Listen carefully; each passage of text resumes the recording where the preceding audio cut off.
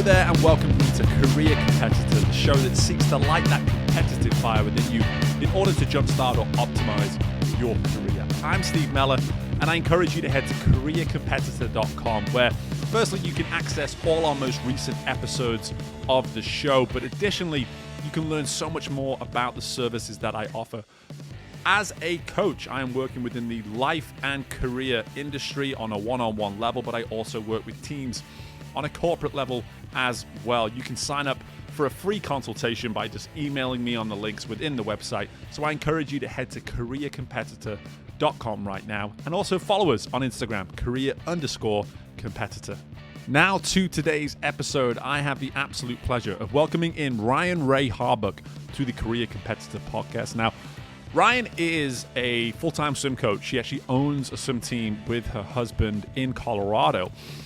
And on the surface, that sounds like a fairly straightforward Career Competitor podcast episode today. But Ryan's story is one, quite frankly, that you're going to need to buckle in for and get yourself comfortable because you have no idea what is about to come your way. Now, I believe that every guest we bring onto this show is bringing something to the table that we can go away and apply, whether it be within our careers, obviously, or furthermore within our lives. And in this particular case, with Ryan's interview, I would really encourage you to have your leadership hat on as you're listening to this episode because Ryan's story is incredible. It's worthy of being in a book, so much so that Ryan herself has gone ahead and put it into a book. Her memoir is going to be coming out next year, early next year, as she's going to give us so much information on as we talk here within the interview. But in relation to leadership, you're about to hear someone who has incredible ability at being vulnerable, incredible ability at making the most of difficult scenarios. She is so impressive at remaining present in mind and being able to assess any situation. Because of the experiences that she has gone through and learned from, she is now in a position where her toolbox, and I use that word very deliberately, her toolbox now is filled with all these incredible qualities and skills that can allow her to lead on such a higher level. So I really encourage you to be paying as much attention as possible to this incredible story that you're about to be told by Ryan, because there's so many great lessons that you can actually take and apply to yourself. And we can all become better leaders because of Ryan's story and just some of the great insight that she provides here within our discussion. So without any further delay, let's get to our interview with Ryan Rae Harbuck on the Career Competitor podcast, and I hope you all enjoy. Okay, well, it is my absolute pleasure to be welcoming in Ryan Rae Harbuck to the Career Competitor podcast. Firstly, Ryan, how are you today? I'm great. How are you doing? I'm doing wonderful. All the better to be sitting and speaking here with you. And I think one thing on this show I am so beneficial of over the years has been being able to bring somebody on who not only has a story to tell, but has an enormous opportunity really to be impacting people the world over through your story and also just with some of the things you have coming up too, some of the things you're planning ahead. Looking towards 2022. I can't wait to get into it all, quite frankly. Like I've already told you, Ryan, it's so exciting for me to be sat here speaking with you.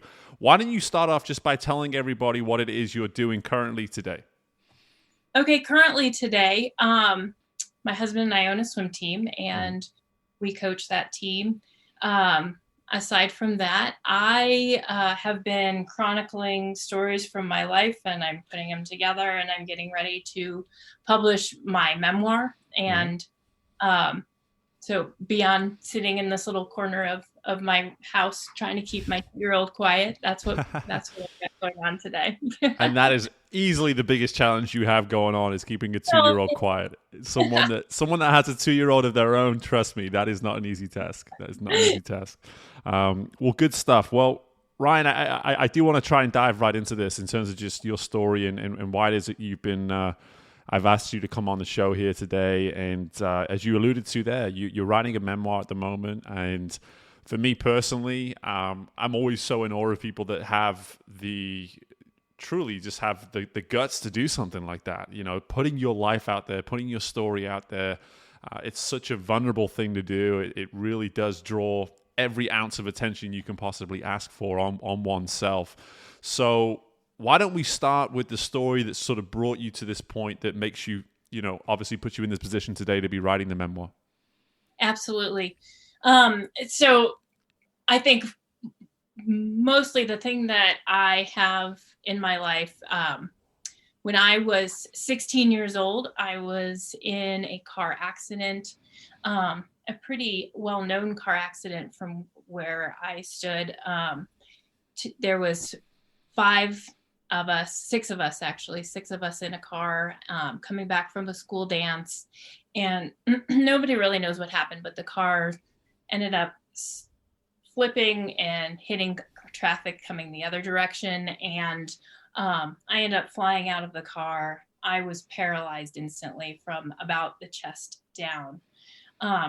This was when I was 16 years old. And so I think that obviously it was something that was devastating for my family, for my community, for my school, my friends, and for myself as well. However, I think that I'm also sort of lucky that it happened when it did, because I was still, a teenager. I was naive and I just wanted to be normal and I just wanted to keep going about my day. And so I think that the timing of that accident really allowed me to do that. I was paralyzed. I had to learn how to use a wheelchair. Everything in my life shifted, but yet I was still this teenager that just wanted to be like everybody else. And so I fought really hard from the get-go to be able to do the things that I always did. And one of those things was swimming. I had grown up my entire life being a swimmer, and that was, and that was always my identity. And so I really remember that there was never really like a question after my accident, after I got out of the hospital. There was never a question in my mind whether or not I was going to continue to do that. It was just like, yeah, just put me in the water, somebody. And so, I spent months in the hospital. I spent about 3 months in the hospital just recovering from various things other than just my spinal cord injury. I had broken almost every bone. I had collapsed lungs, things like that. And so by the time I got out of the hospital, I had missed like the last semester of my junior year of high school. And so I was going into the summer. The very first place I went as I got out of the hospital, as they drove me in this giant van to go home, I said, "Can we go to the pool?" And they took me to our neighborhood pool, and I got to just kind of like wade around in there. And that was, one of the first things that I realized about swimming in my life after my injury is that I didn't have to use a wheelchair. It was going to be one of the things that I didn't have to rely on something else. And my body still moved. Every part of my body still moved in the water. And it was like, very cathartic and very much just like, hey, I've still got this. And all of a sudden I went from a varsity level athlete to obviously the slowest person in the pool. And I was lucky if I made it 20 minutes swimming before I was just exhausted and my body would start shaking. And, and I remember it being something that I would try to blow off, like, oh, it's fine. I'm swimming and I'm tired and my legs don't work and it's fine. It's whatever. But then I do recall that year going to the swim meets and watching the events, watching my favorite events, watching the kids that I knew that I used to be able to beat. And it was really, really hard. But I also think it was a very defining moment for me where it was like, this kind of stinks and it's okay that it stinks, but I can move forward. I can find something else in it, and then just whatever life happened. And I kind of closed that door. At that time, I was coaching a summer league team. I started coaching my old high school team. And then somehow I kind of wound back up into coaching more regularly and full time. And then I realized two things. I realized one, that I was getting really competitive with my swimmers. And I realized that wasn't, that was something that I wasn't resolving within myself. And so I needed to step back in that regard. And it was like, well, maybe I need to look at my swim life, my goals, and not try to put them upon my athletes and say like, you don't want to regret this, when, meanwhile it was like, maybe I'm the one that was regretting that. And then I also got really, really sick, and I got really sick. I had to spend over 8 months in bed. I had a wound that they couldn't really figure out, it wasn't healing. I finally ended up having surgery, but I spent over 8 months in bed. And during that time, it was like probably the darkest time I've ever had. I was very much alone. I couldn't work. I couldn't, people would come visit me, and it didn't feel great. But I started dreaming about swimming, just like me pushing through the water, things like that. And really, and that was like a really big piece for me, PEAC, it was like all of a sudden I realized how much swimming meant to me, and not just coaching, but like my swimming. And so as soon as I was well enough, I actually, without my doctors knowing, I wrapped my wound up. I would hop in the car, drive to the pool, and I would just start swimming. And because I was like, well, I'm not really touching anything, I'm just swimming. And so I just started doing these little secret swims. I'm not even sure that I told like anybody in my family. And there was one moment that in the middle of the swim, it was like, hey, I think I owe it to myself to actually put some effort into this. I think that there was a lot about swimming, even though it was such a part of me, that I didn't do for myself.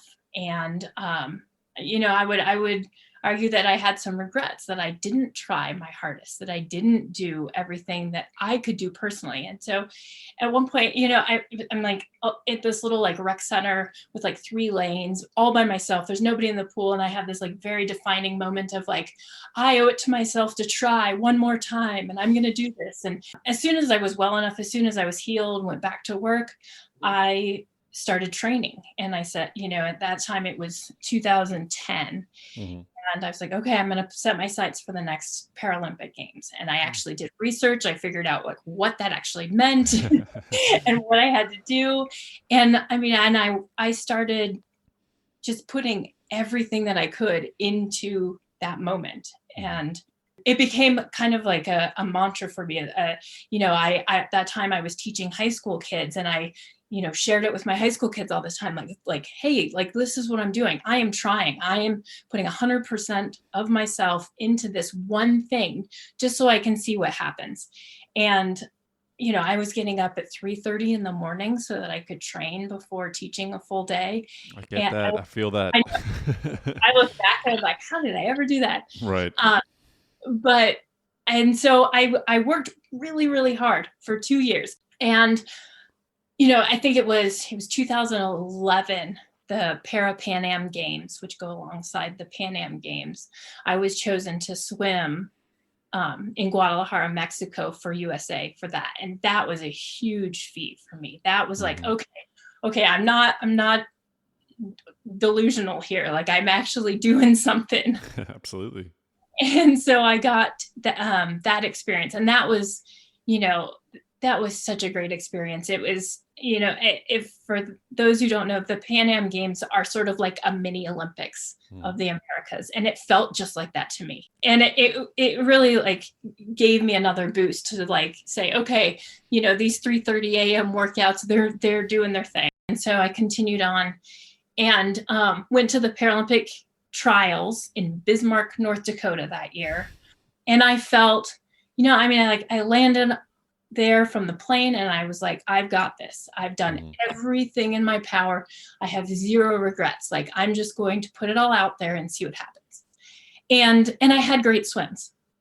I swam, I don't even know how many events. I swam all the events that they would let me swim. And I had a ton of best times. I think I even broke an American record at that time there. And I did a really good job.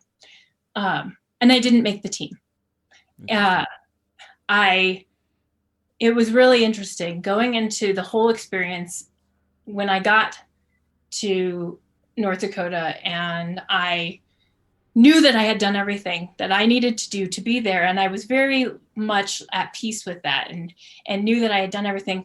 I also had this just like inkling that like something really monumental was about to happen. And I wasn't totally sold on it being me going to the Olympics or the Paralympics. Right. I just knew that there was something very powerful within that trip. And you know what, there was. And it was right before I went to swim my very last event at finals, filling up my water bottle at the water fountain.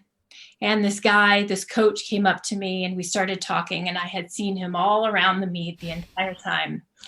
And somehow we talked, and I exchanged my email, phone number, something. It was like, oh, I'll help you with Paralympic stuff. He had just come with one single athlete, didn't really know about Paralympic stuff that well, and thought that would be a good opportunity for us to connect. I almost missed my last race, but I didn't. And it turns out that he and I connected really, really well that just at that moment. And he ended up being that really monumental thing for me. We started talking and Skyped, and he was living in North Carolina at the time. And within 3 months of meeting, we were married. Wow. I don't recommend that normally. I got engaged within 6 months, so I'm not, I'm not too far behind you. Yeah. Yeah.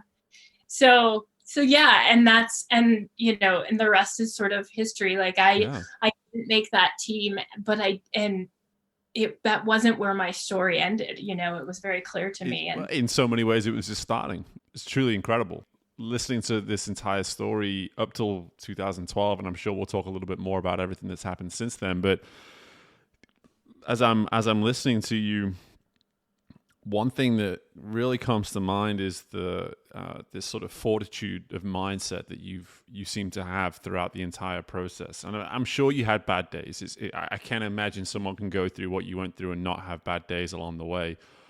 But so many of the milestones, because I would call them milestones, because every single time you were doing something, it was very much an achievement. It was very much a step in the right direction.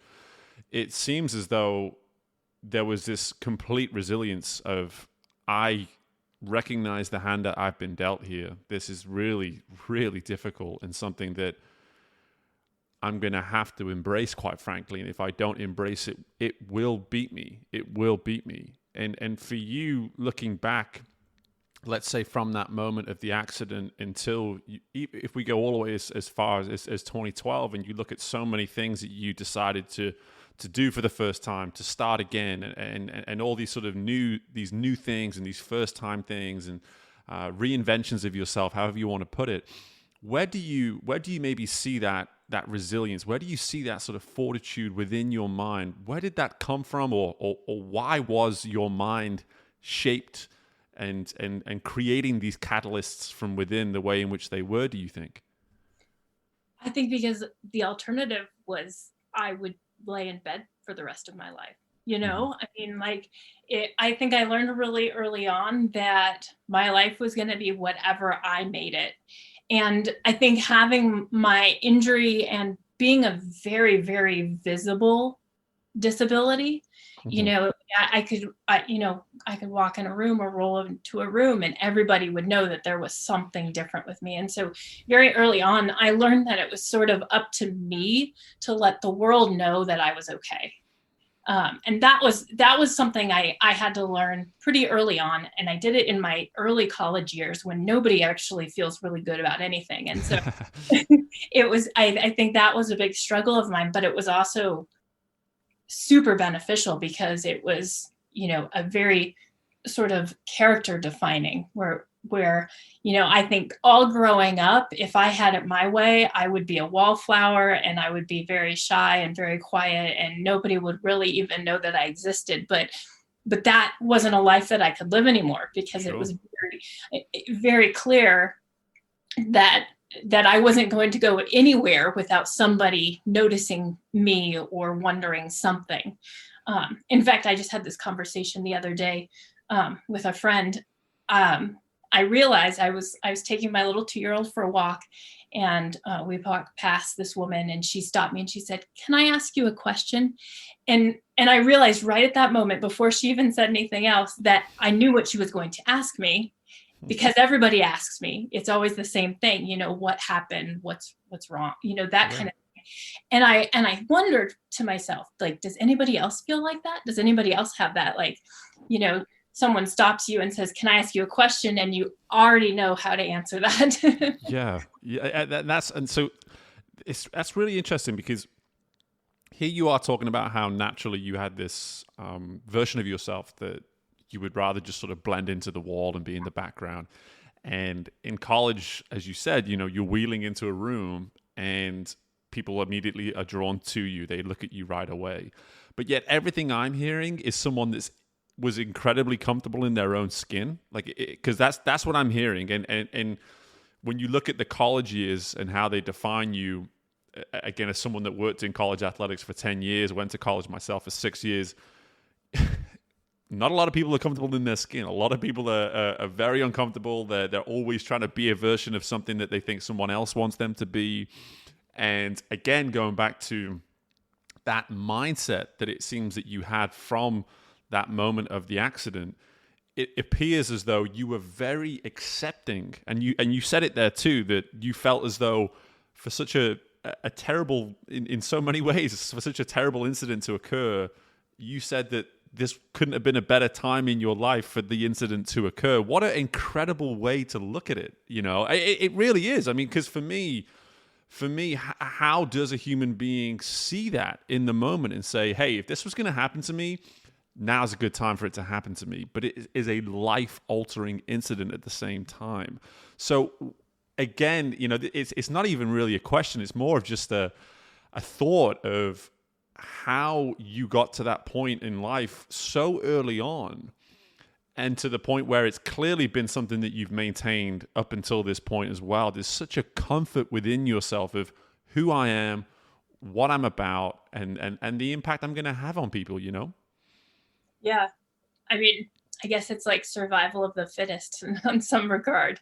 Yeah. How am I really going to live this life that I've been given in the best way that I possibly can? And, obviously you're right. Like, there are days that totally stink that, I'm like, why would I end up like this? Or, I remember when I had my kids and it was like, gosh, this is not fair for them to have, a mom that's disabled or different, but in the same realm, like, they're also very lucky because they, have that sort of difference in their lives, and they have a different perspective sort of built into their lives that they don't even know to appreciate yet. And I don't know, it's all about how you look at it. What a great way to put it. And again, as you're talking there, you mentioned that your life will be what you make it. And you referenced earlier, as well, as you were telling your story, that inner peace, again, P-E-A-C-E, that inner peace that you found as you were dreaming about swimming. And for you, it was swimming.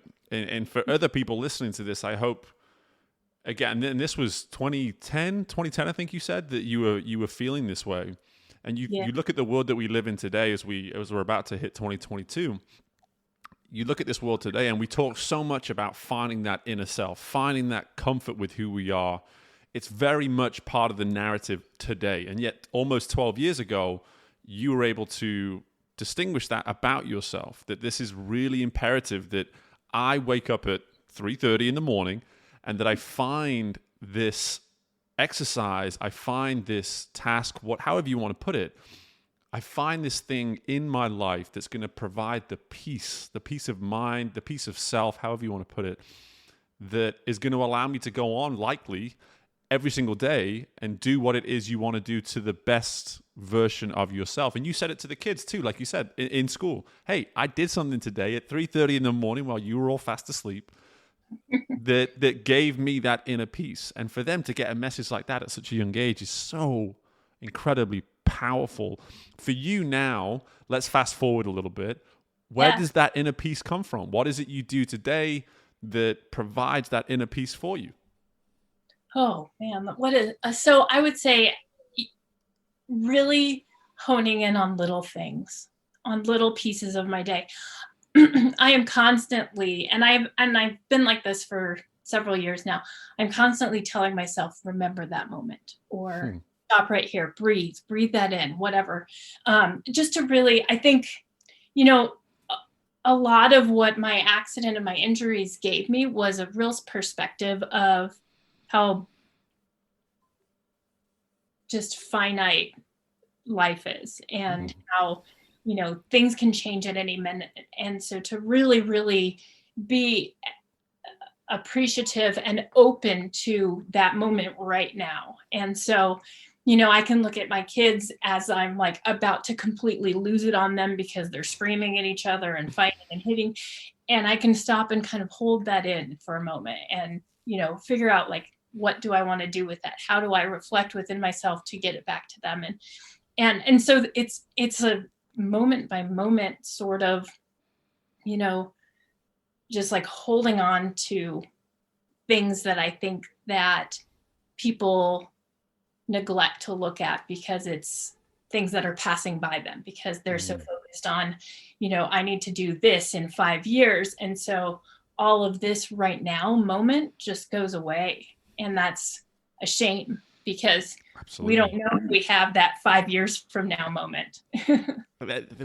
Wow. Like such a, and again, this is, I love this about the show sometimes, is that someone just says something that just like makes my brain slightly explode, because for me, I couldn't be in any more agreement. I try and apply this exact same, I don't know, methodology, whatever you want to put it, on a day-to-day basis myself. It's a huge part of the reason why I think being a parent is the greatest challenge in the world, because you have almost, some days it feels like millions of moments where you can decide, okay, am I going to pay attention to this? Am I going to react to this? Am I going to think this over? It's one after the other, depending on just how much those kids want to test you that day.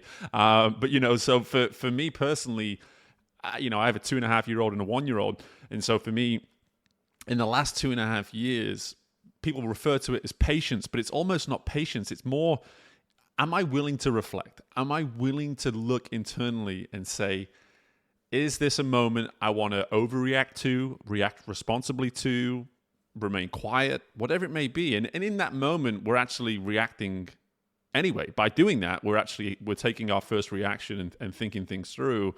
And I do think this is incredibly relative to anyone listening to this from a career standpoint. As you go through your day-to-day, there are millions of moments throughout your year where you can decide, okay, is this going to be a moment where I allow my mind to wander and look towards the next 2, 3, 4 years, as you put it?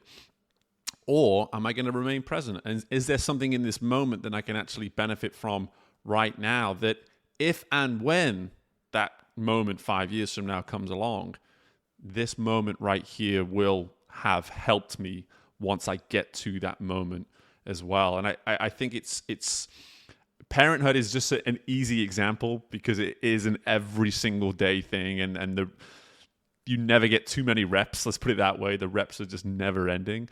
But listening to you right now, it makes me think how applicable so much of what you're saying is to just about anyone in any walk of life at this point. Wouldn't you agree? Yeah, absolutely. Well, and something that you said just a few minutes ago made me really think about, you said you were talking about how life today, and it really kind of jolted me back to, like, yeah, we're still living in a pandemic life here. Yeah. And it made me think about when everything first locked down for us, for the world, it actually felt very much how I felt when I was on bed rest. And I felt sort of like comforted, like, hey, I know how to do this. The whole entire world is freaking out because we can't go to the store. We can't go, have a meal at a restaurant, all these things. And all of a sudden it was like, oh yeah, I've done this before and it's okay. Hey, world, it's okay. Everything's going to be okay. And so it kind of like made me think about that moment where, when we were first immediately locked down and everybody is kind of losing it. And I felt so much like, hey, I know how to do this. And we can all rise above this. We can all step back, slow down, take a breath. And I really feel like we're starting to see some of that now. I think a lot of people have sort of slowed down their lives, looked at, what's important to them and things like that. Yeah. And that's a great point, because in the sense of, I think people have learned how to pursue a career, pursue a job, and hold on to some of those smaller things that maybe they discovered about themselves when they were left with nothing but their own company for 18 months. And I think it's a topic that I can talk probably for numerous episodes about. Let's put it that way. And in relation to your story, Ryan, I find myself completely drawn to as I mentioned already, the lessons of fortitude, the willingness to persevere, but the acceptance of the situation at the same time of being very comfortable with who it is you are. That's what I'm taking from your story right now. But with the memoir coming out next year, I would love, in your own words, just to kind of tell us, hey, if I'm listening to this right now, why am I buying this book a year from now, whenever it may be? Tell us about what this book is going to provide to people in your own words. Yeah, thank you. Well, I'm very hopeful that the book will actually be out January or February. So very okay. soon. Here we go. All right. And at first, I think I began writing it as almost sort of like a therapy for myself, almost like a journaling. I don't really know the moment that I decided, like, hey, I'm going to write a book, because it was about 15 years ago when I started writing this thing. Wow. And it just kind of chronicled all these little stories in my life. And I think they often were stories that I would continually tell my class as I was teaching, or swimmers that I was coaching. There would always be these little stories that would come up. And so I started writing them down.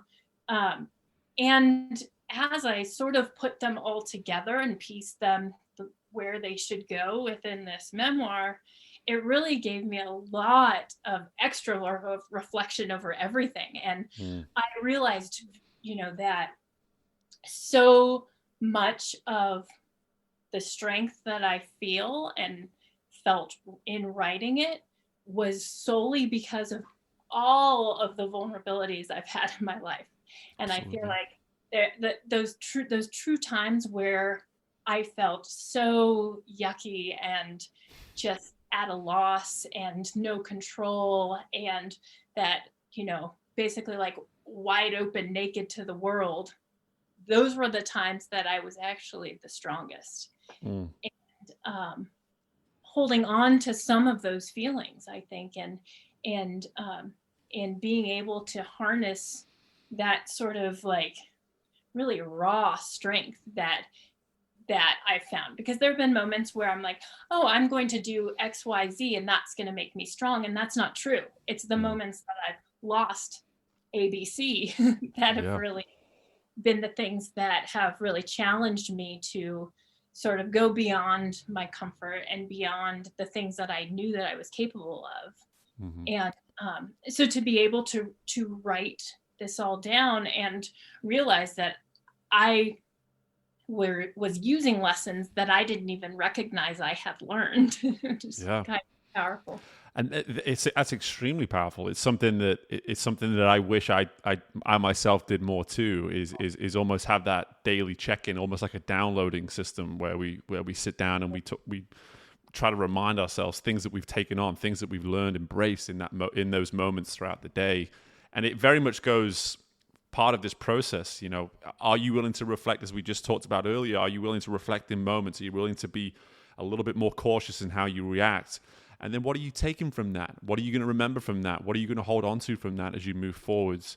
But again, if anyone's listening to this, and if you can't relate to someone who's as competitive, and I would tell you that, Ryan, I mean, you're as competitive as anyone who's been on this show. I mean, you you can't accomplish what you've accomplished in your life without being incredibly competitive, whether it's as a simplistic sort of thing as a swimming race, or in the case of you, with everything you've sort of gone through in the last 20 years, this is obviously someone that has refused to lay down, as you put it, and just give up. You've always fought, you've always competed. And when you look at some of those words you were saying there about when moments become so yucky, when you're at a loss, when you feel wide open and vulnerable, you found your greatest strength in those moments. And I think for anyone who's trying to be successful, compete at the highest level, conquer whatever it is you feel you may be afraid of, this is what you need to be listening to. And the book is called To Be a Chair. And When I Grow Up, I Want to. When I Grow Up, I Want to Be a Chair. Sorry, I should have just let you tell me anyway. I don't know why I did that. When I grow up, I want to be a chair. But the reason I was saying something here was because there's 3 lines. There's this little snippet on the website, and your website is just your full name, ryanraeharbuck.com. Yeah. And it says this. It says, her story is not about a car accident. Her story is not about becoming paralyzed, but all she wanted was to be a chair anyways. Whoever's decision it was to put that out there on the website is a genius. Was it your idea? Yeah. It just, I could not, before I even spoke to you, I could not have been more drawn to wanting to read this book than reading those 3 lines. Honestly, it's just so incentivizing to learn more. And I'm such a naturally curious person, as I'm sure you've noticed. But, for me, reading that, I was just like, wow, this is going to be a book that really makes you stop, makes you think, makes you really appreciate life as a whole as well. And I think I can't wait for the release. You've already got a reader in me right here. I'm excited to get a copy of it.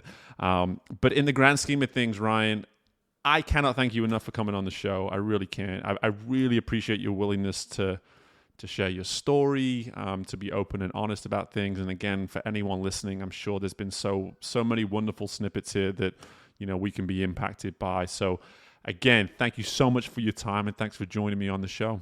Oh, you're so welcome. This was so great. Thank you so much, Steve.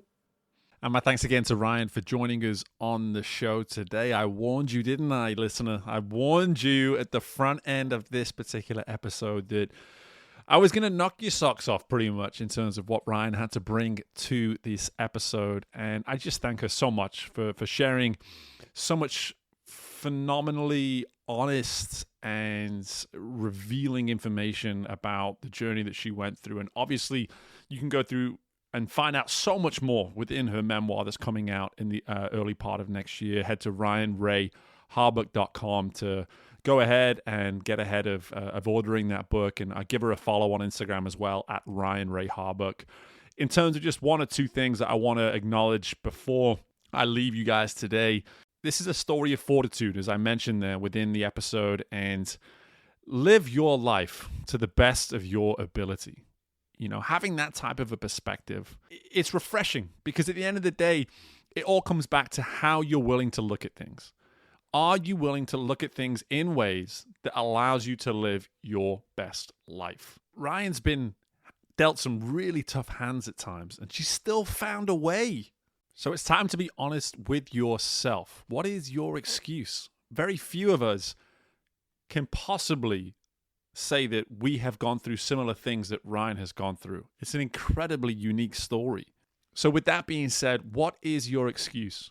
Live your best life. Find a way to have that perspective of seeing things the way they need to be seen, in terms of you being able to apply your best self. That doesn't mean ignoring issues. It actually means accepting issues. It means being really honest and open. And again, going back to my point at the beginning of the episode in terms of leadership, this being a huge episode for leaders out there, listen to what has been said.